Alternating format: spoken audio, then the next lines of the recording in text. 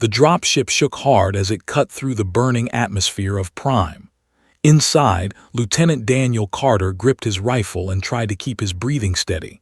Around him, 20 soldiers sat in silence. Nobody spoke before a combat drop.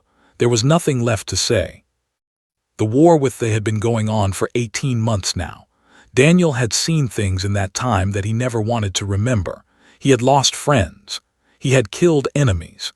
He had watched entire cities turn to ash from orbital strikes. War, he had learned, was not about glory. It was about survival. It was about doing terrible things and hoping you could still look at yourself in the mirror when it was over. The red light above the door turned green. The ramp dropped. Hot air filled with smoke and the smell of burning metal rushed into the ship. Sergeant Brooks was the first one out. He was a big man with a shaved head and cold eyes. He had been fighting longer than anyone in the unit, and the war had taken something from him, something he would never get back. Daniel followed him into the chaos. Prime had been a colony world. Now it was a graveyard. The human fleet had been bombarding it for 3 days. Most of the surface structures were gone. What remained were underground bunker complexes, and Command believed enemy soldiers were hiding in them. The orders were simple: clear the bunkers, no survivors. Daniel did not like those orders. He had never liked them. But he was a soldier, and soldiers followed orders. That was what he told himself. That was what he had to believe to keep going. His squad moved through the ruins of what had once been a city. Architecture was strange to human eyes. Their buildings curved and twisted in ways that seemed to ignore gravity. Now those beautiful structures lay in broken pieces, their pale blue surfaces blackened by fire. They found the entrance to the bunker complex near the center of the destroyed city. It was a large circular door set into the ground, partially hidden by rubble. Brooks set the charges, and they blew the door open with a muffled boom. The squad descended into darkness. Daniel switched on his helmet light and raised his rifle. The tunnels were wide and smooth, clearly built for creatures larger than humans. The walls were covered in markings that he could not read. Somewhere in the distance, he could hear the hum of emergency power systems.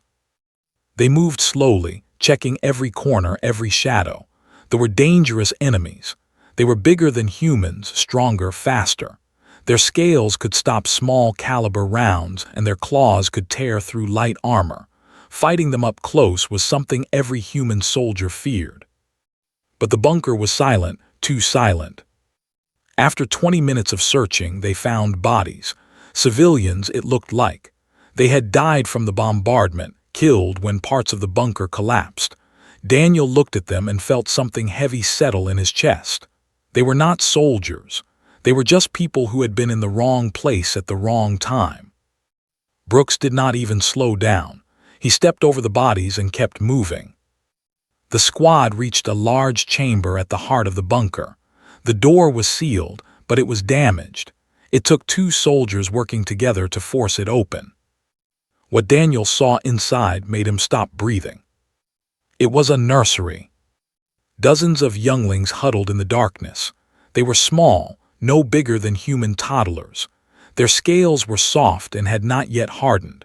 Their claws were tiny and blunt. Their eyes, huge and amber-colored, reflected the light from the soldiers' helmets like golden mirrors.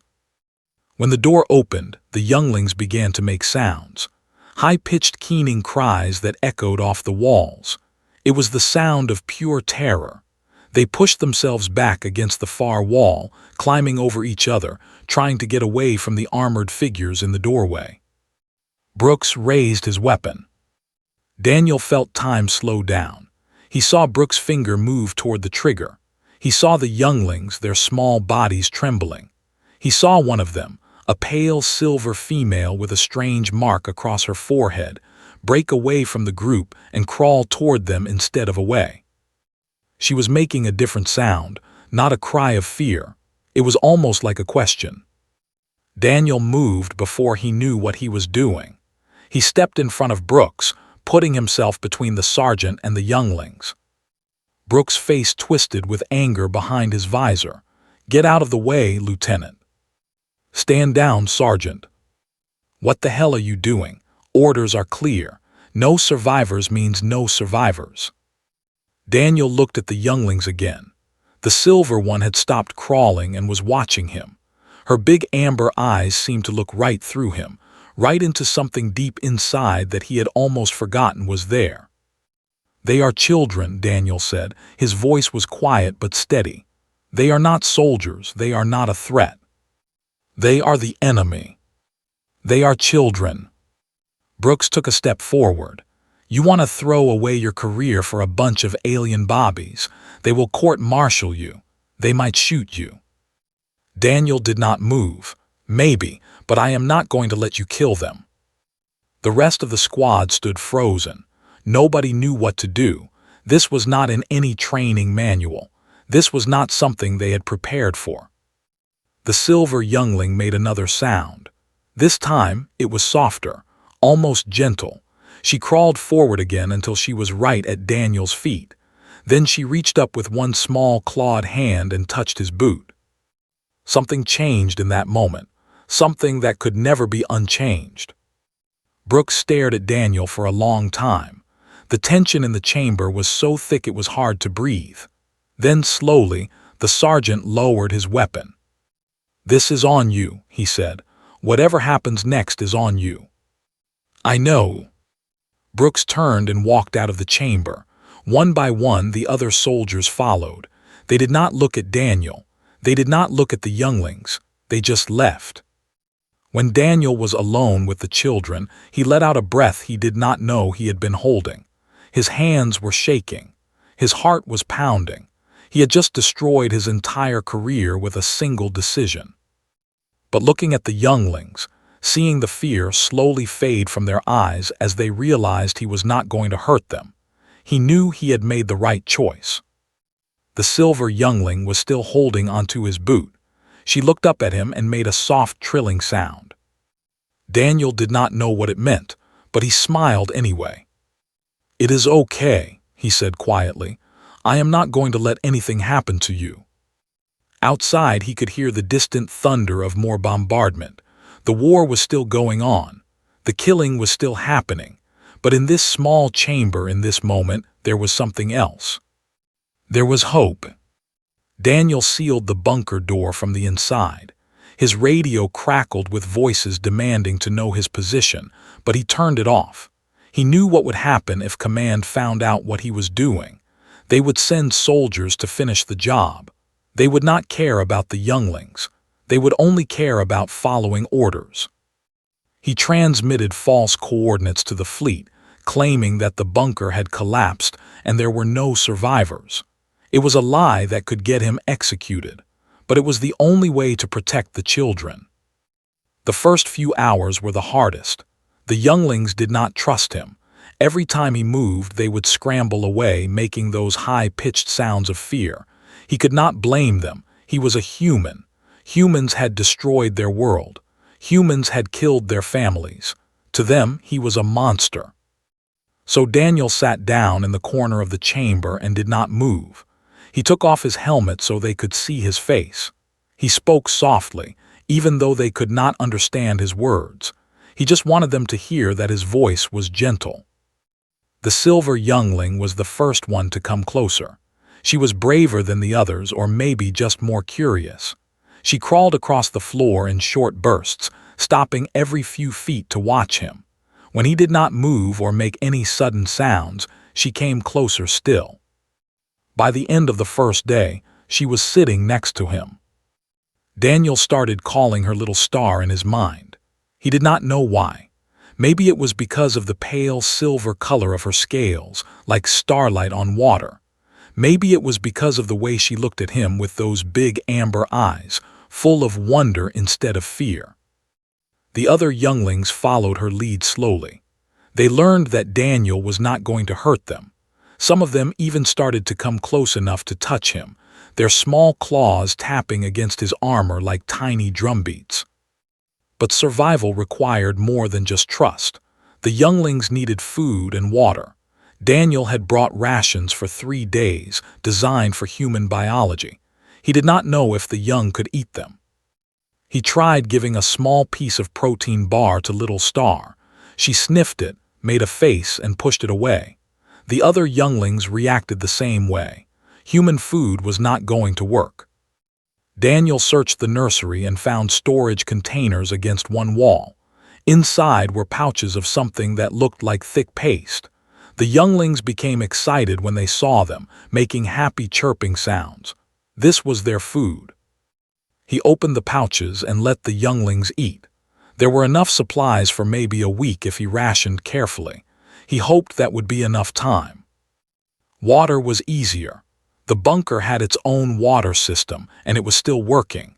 Daniel found containers and filled them, letting the younglings drink whenever they needed. But he gave them his own water first, always his own water first. The temperature in the bunker began to drop as the days passed. The power systems were failing slowly, and the heating was going with them.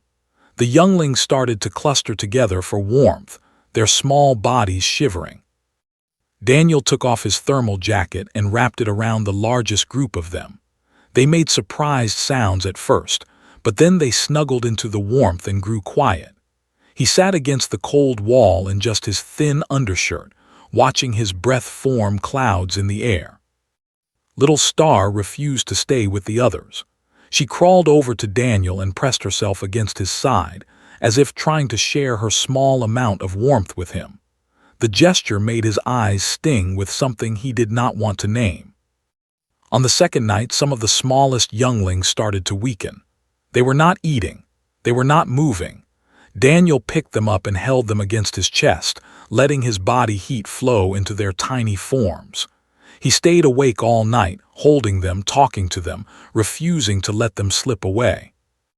By morning, they were stronger. They started eating again. Daniel smiled even though his whole body ached from exhaustion. The bombardment continued above them. Sometimes the explosions were close, and the whole bunker would shake. Dust and small pieces of debris would fall from the ceiling. The younglings would cry out in fear, and Daniel would gather as many of them as he could into his arms, sheltering them with his own body. He told them stories. They could not understand his words, but they seemed to like the sound of his voice. He told them about Earth, about blue skies and green forests and oceans that stretched to the horizon. He told them about his mother's apple pie and his father's old pickup truck and the dog he had when he was a boy. Little Star would trill softly when he talked, almost like she was trying to respond. On the third night, disaster struck. A massive explosion somewhere above them caused a section of the ceiling to give way. Daniel heard the cracking sound and moved without thinking. He threw himself over Little Star and 2 other younglings just as a heavy metal support beam came crashing down. The beam hit him across the back. The pain was like nothing he had ever felt. He heard himself scream, but he did not move. He held his position, shielding the younglings beneath him until the debris stopped falling. When it was over, he could barely breathe.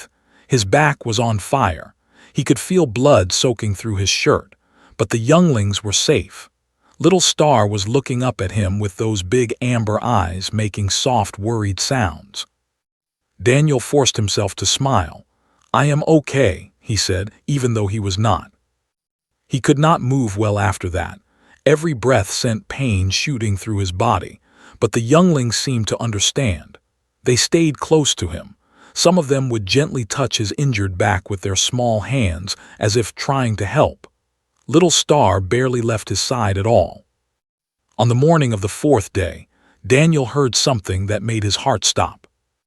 A ceasefire signal. The war was pausing. Both sides were pulling back. Rescue beacons were activating across the planet.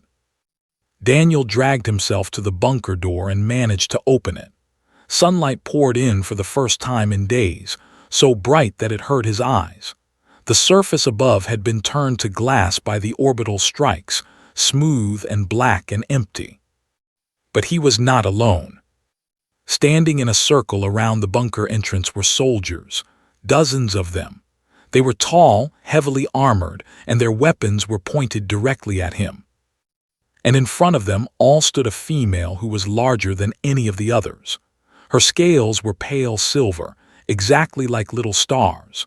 Her eyes burned with an intensity that Daniel had never seen before. He knew immediately who she was. High Commander of the Third Fleet, one of the most powerful military leaders in the entire civilization. She was looking at him like she was deciding whether to kill him quickly or slowly. Then Little Star appeared at Daniel's side. She made a loud, happy sound and ran toward the High Commander on her small legs. His expression changed completely. She dropped to her knees and caught the youngling in her arms, holding her tight. She made sounds that Daniel had never heard her make before.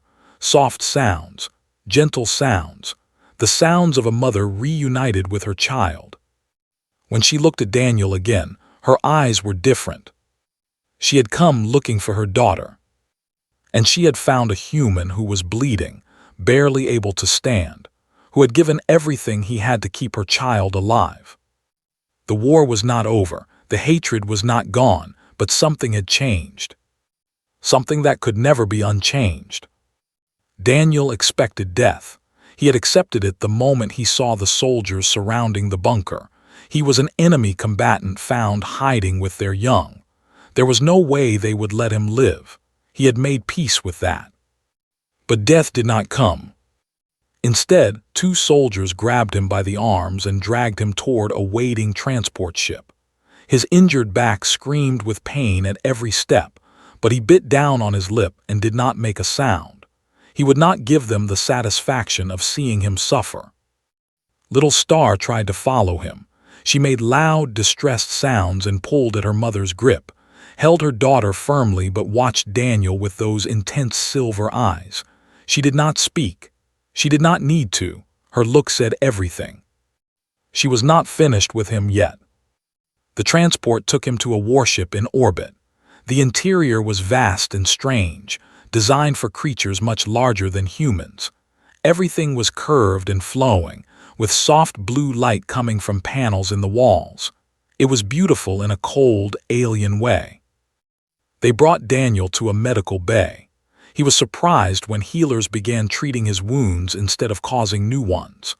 They scanned his back with devices he did not recognize and applied some kind of gel that numbed the pain almost instantly.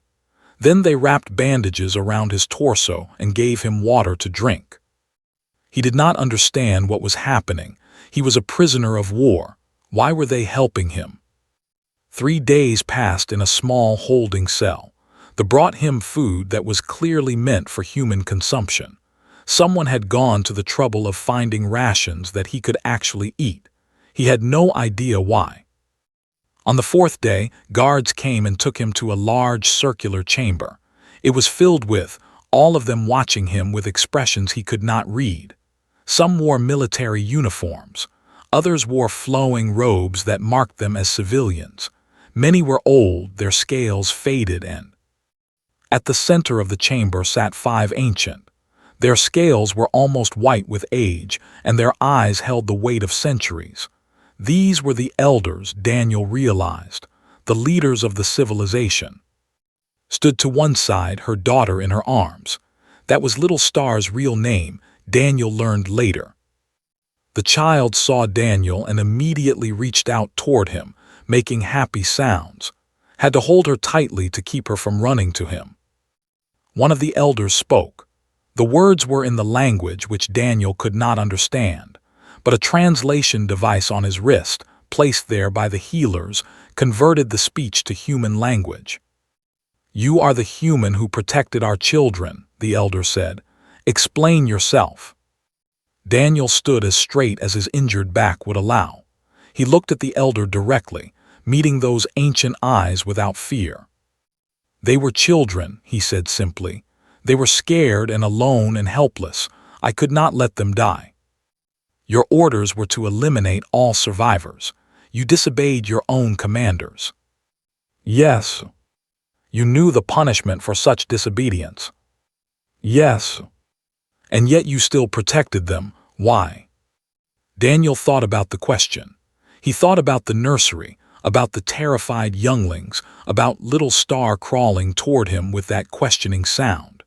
He thought about the moment he had decided to throw away everything he had built in his military career. Because some things are more important than orders, he said. Some things are more important than war. Those children did not choose to be born any more than I chose to be born human. They were innocent, and innocence should be protected, no matter what species it belongs to. Silence filled the chamber. The elders looked at each other, communicating in ways that Daniel could not follow. Then one of them spoke again. The healers have examined the children you protected. Many of them would have died without your intervention. You gave them your food, your water, your warmth. You suffered injury protecting them from harm. You sacrificed everything a soldier has to give. Daniel said nothing. There was nothing to say. The elder continued. Among our people, such actions create what we call a life debt.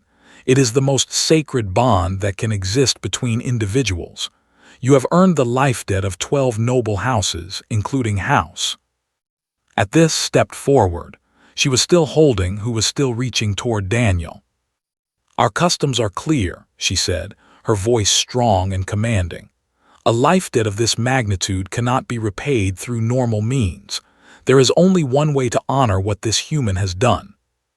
She crossed the chamber in 3 long strides and stood directly in front of Daniel. He had to tilt his head back to look at her face. She was at least 3 feet taller than him, and her presence was overwhelming. She placed one clawed hand on his shoulder. The touch was firm but not painful. By the old laws, she declared, her voice echoing through the chamber, I claim this human. He belongs to House now. He is family. He is ours. Any who dispute this claim disputes me. Murmurs rippled through the assembled. Daniel could hear surprise, confusion, and something that might have been anger from some of them. But no one spoke against her. The elders consulted with each other briefly. Then the eldest of them nodded. The claim is valid. The human Daniel Carter is now a member of House, with all the rights and protections that status provides. This is the judgment of the council. Daniel's mind was spinning. He had no idea what had just happened. He had expected execution. Instead, he had been adopted into one of the most powerful families in the civilization. Finally broke free from her mother's grip and ran to Daniel on her small legs. She grabbed onto his leg and made that happy trilling sound he had come to know so well. Watched this with an expression that Daniel was only beginning to understand. There was no warmth in her eyes. Not yet. But there was something else. Respect. You will come with us, she said. You will learn our ways, you will become part of our house. This is not a request. Daniel looked down at, who was looking up at him with pure joy in her amber eyes. Then he looked at this powerful warrior who had claimed him as family for reasons he did not fully understand. I accept, he said quietly. He did not know what his future held. He did not know if he would ever see Earth again. He did not know how his own people would react when they learned what had happened. But looking at the small, silver youngling holding onto his leg, he knew one thing for certain. He had made the right choice. The war was still going on. The hatred between their species was still burning. But in this moment, in this chamber, something new had been born. Something that might one day change everything. The months that followed were the strangest of Daniel's life. House controlled an entire world called. It was a planet of vast forests and deep oceans, with cities that seemed to grow out of the landscape like natural formations. The architecture was the same flowing, curved style that Daniel had seen on the warship, but here it was even more beautiful. Towers rose hundreds of feet into the sky, connected by bridges that looked too delicate to hold weight but were stronger than steel. Daniel was given quarters in the main house of the family. His room was larger than any apartment he had ever lived in on Earth. The furniture was too big for him, designed for bodies, but servants quickly brought in human-sized items. Someone had clearly done research on what humans needed. At first, no one spoke to him except the other members of the household looked at him with expressions that ranged from curiosity to open hostility. He was an alien. He was a former enemy. He did not belong here. But did not care about any of that. She followed Daniel everywhere just as she had in the bunker. When he ate his meals, she sat beside him. When he walked through the gardens, she held his hand. When he slept, she would sneak into his room and curl up at the foot of his bed. She called him Aaron. The word had no direct translation, but the closest human equivalent was something like Shield Father. It was a title that held deep meaning among the. It described someone who had protected a child not through obligation but through choice. Watched all of this from a distance. She did not interfere with her daughter's attachment to Daniel, but she did not encourage it either. She was busy with military matters, still commanding the Third Fleet even as the ceasefire held. Daniel rarely saw her in those early weeks. He spent his time learning. The language was complex, with sounds that human throats could barely produce, but Daniel worked at it every day, practicing with translation devices until he could hold simple conversations. He learned that they were an ancient species, far older than humanity. They had been traveling among the stars for thousands of years before humans even developed writing. He learned that their society was different from anything he had known. Among the females were the warriors and leaders. Males typically stayed home to care for children and manage households. When Daniel had protected the younglings in the bunker, he had done something that males did naturally. But for a human male, a warrior, to make that choice was something they had never seen before. It confused them. It challenged everything they believed about humanity. One evening, about 2 months after his arrival, summoned him to her private chambers. It was the first time they had been alone since the claiming ceremony. Her chambers were sparse for someone of her status. Military awards lined one wall. A large window looked out over the night sky filled with unfamiliar stars. Stood with her back to him, her silver scales reflecting the starlight. "Do you know why I claimed you?" she asked without turning around. Daniel considered his answer carefully. "Because of the life debt, because your customs required it." "No," she turned to face him. "That is the excuse I used. The truth is more complicated." She moved closer, and Daniel had to resist the urge to step back. Even after months among their size still intimidated him. "I lost my mate in the first month of the war," said. "A human missile destroyed his ship. He died in fire along with 600 others. I wanted revenge. I wanted to burn your species from the galaxy." Daniel met her eyes. He did not look away. "But then I found you," she continued. "A human who had thrown away everything to protect children. A human who had starved himself so they could eat. A human who had taken metal through his back to shield my daughter." She reached out and touched his shoulder, in the same spot she had during the claiming ceremony. "You changed something in me that day. You made me question whether the war was really about survival or just about hatred. I claimed you because I needed to understand. I needed to know if you were the exception or the rule." "And what have you decided?" Daniel asked. Was silent for a long moment. "I have decided that I do not know your species as well as I thought." It was not friendship, it was not warmth, but it was something. 3 weeks later, the ceasefire began to crumble. Human diplomats arrived demanding Daniel's return. They called him a prisoner. They called him a hostage. They threatened to resume full military operations if they did not release him. His response was broadcast across both civilizations. "You may have your war criminals and your politicians," she said, standing before the council with Daniel at her side. "But this one earned his place among us through blood and sacrifice. He is no longer your property. He is family. He stays." The human ambassador turned red with anger. "This is kidnapping. This is against every treaty we have signed." "He has not been kidnapped," replied calmly. "He has been adopted. There is a difference. Perhaps your species should learn it." The diplomatic crisis lasted for weeks. Ships moved into attack positions. Weapons were charged. It seemed like the war was about to begin again, worse than before. And then Daniel did something unexpected. He requested permission to address both councils directly, hesitated, but eventually agreed. The message was broadcast to every human and world simultaneously. Daniel stood in front of the camera, wearing simple clothing, holding his hand. "My name is Daniel Carter," he said. "I am a lieutenant in the United Earth Space Force, or I was, before I broke my orders to save a group of children who happened to be born on the wrong side of a war." He looked directly into the lens, speaking to both species at once. "I am not a hostage. I chose to stay here. I chose to become part of House because I learned something important in that bunker on Prime.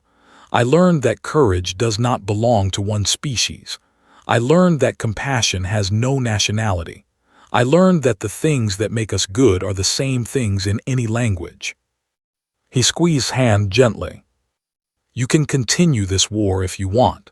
You can keep killing each other until there is nobody left. But I am done fighting. I found something better. I found a family." The broadcast ended. For 3 days, the galaxy held its breath. And then slowly, the ships began to stand down. The war did not end that day, but something shifted, something important. And Daniel, standing on an alien world with a silver-scaled child holding his hand, felt like maybe he had done something that mattered. Maybe saving those children in the bunker had saved more than just their lives. Maybe it had saved everyone. 5 years passed. The war did not end with Daniel's broadcast, but it changed. The killing continued in some places, but in others, strange things began to happen. Human and commanders started talking instead of shooting. Prisoner exchanges became common. Humanitarian corridors opened on disputed worlds, allowing civilians to escape the fighting. Something had shifted in the minds of both species. Daniel's story had spread across the galaxy like wildfire. People on both sides began to ask uncomfortable questions. If a human soldier could love children, and if a commander could accept a human into her family, then maybe the hatred was not as absolute as everyone had believed.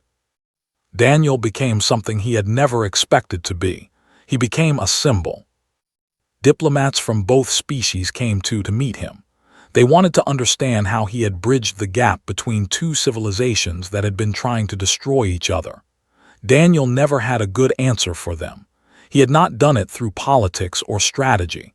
He had just made a choice in a dark bunker and lived with the consequences. Grew quickly, as Young did.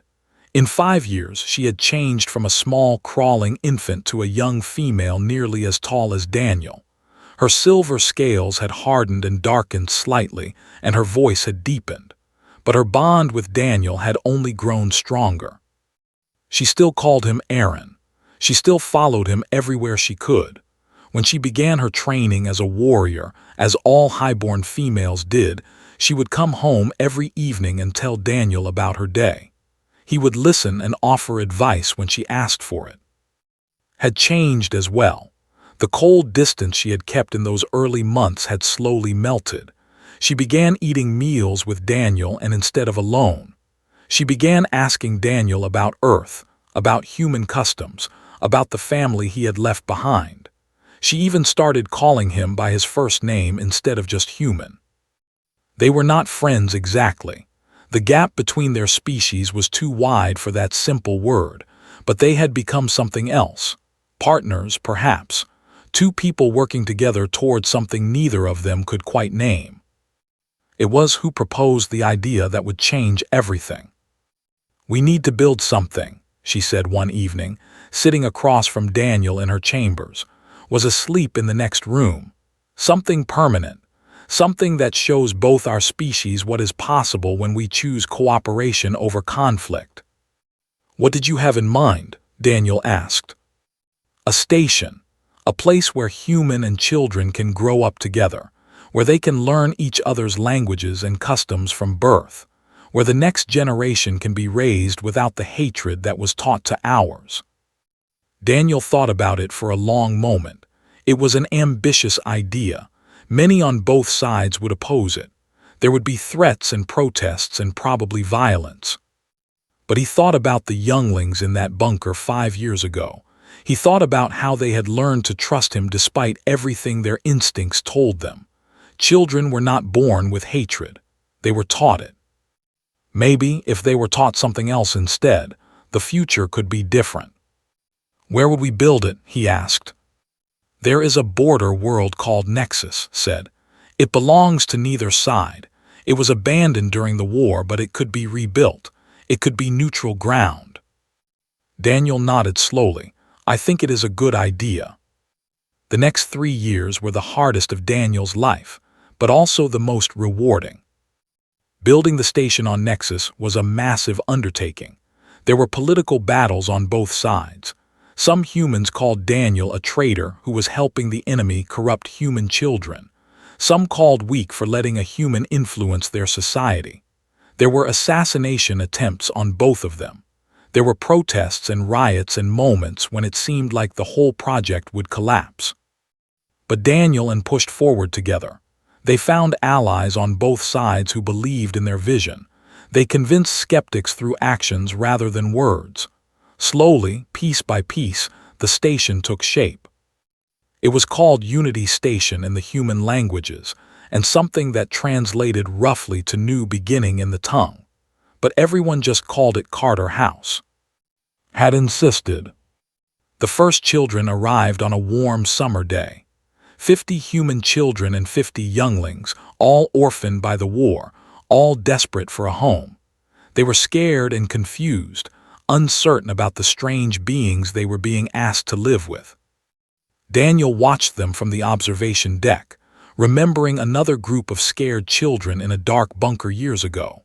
Stood beside him and stood on his other side, now a young adult who had trained as both a warrior and a teacher.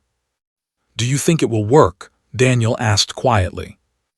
"I do not know," admitted. "Nothing like this has ever been attempted. We are building something new. There is no map to follow." "Then we make our own map."